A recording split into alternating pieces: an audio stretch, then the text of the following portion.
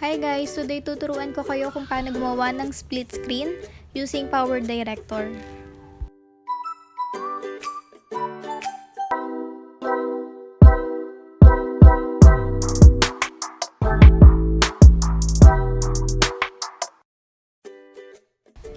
Yung app na gagamitin natin is Powerdirector.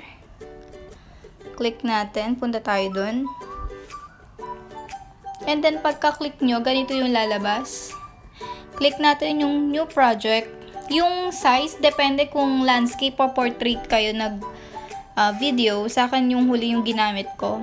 And then, mag-a-add tayo ng video. Yung unang video muna. Punta tayo dun sa icon na may music and film.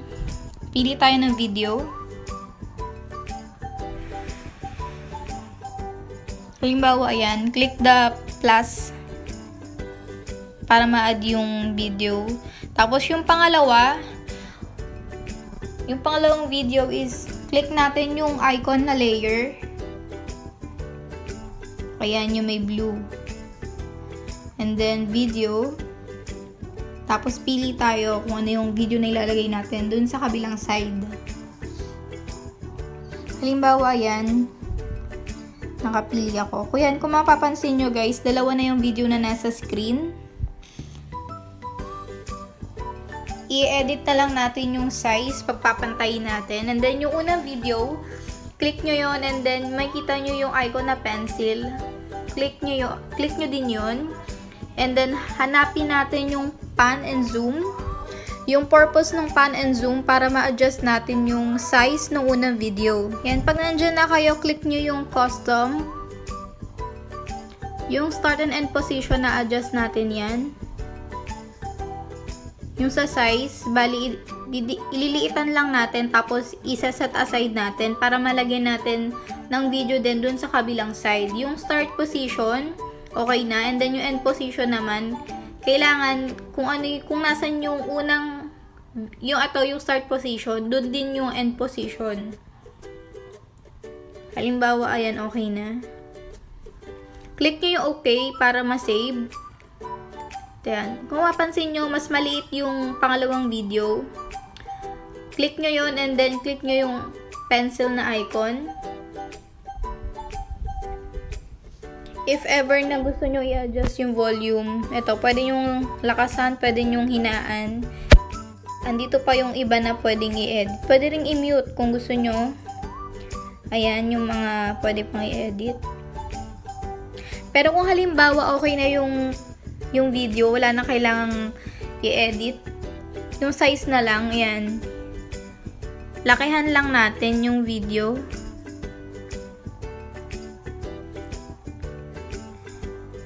Medyo mahirap pagpantayin, pero kaya naman, tiyaga-tiyaga lang.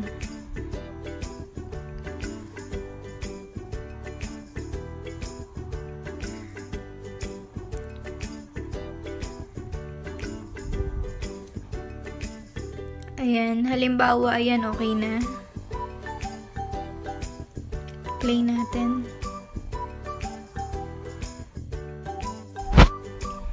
Yan, kung mapapansin nyo guys, hindi pa rin siya pantay. Merong mas malaki, may mas maliit. Pero pwede namang pantayin. Halimbawa, mag-a-add ulit tayo ng video. Hanap tayo ulit ng video na pwedeng idugtong.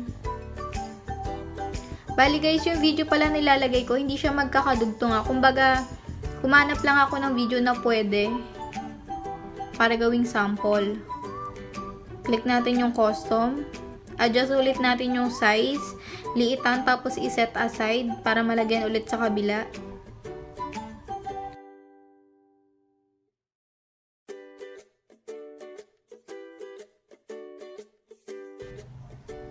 Ayusin lang ulit natin yung start and end position. Gigilid lang.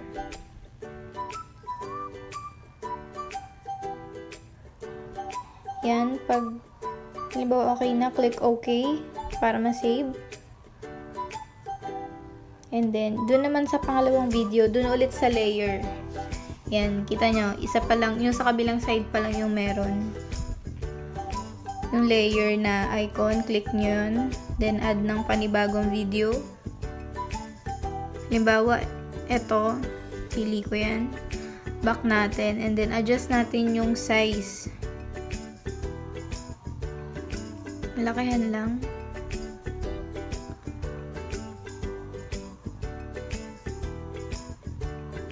Ayan, medyo pantay na.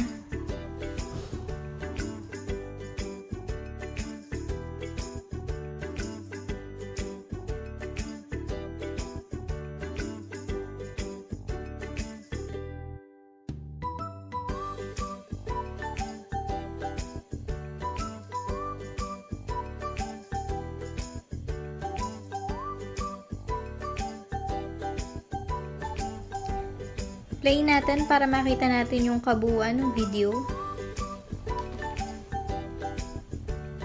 Ayan guys, may split screen na tayo. Dahil mas mahaba yung pangalawang video, magdugtong na lang tayo or mag-add dun sa first video para magpantay.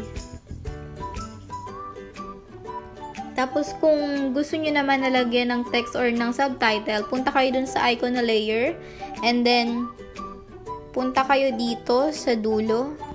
Pili kayo dyan kung anong style. Halimbawa, itong spiral yung gagamitin ko. Back tayo. And then, tap to edit. Mag-type tayo kung ano yung ilalagay natin.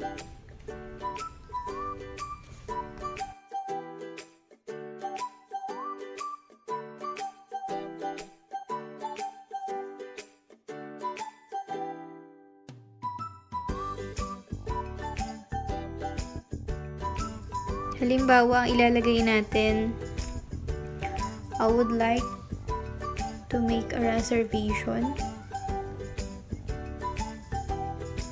And then, click nyo yung pencil.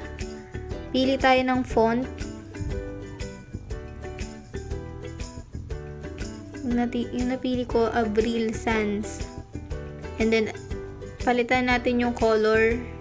Ito sa gilid. And then, lagyan natin ng border para makita yung text. Ayan, meron na guys. So, adjust na lang natin yung size. Nililiitan ko, tapos ilalagay ko siya dun sa baba.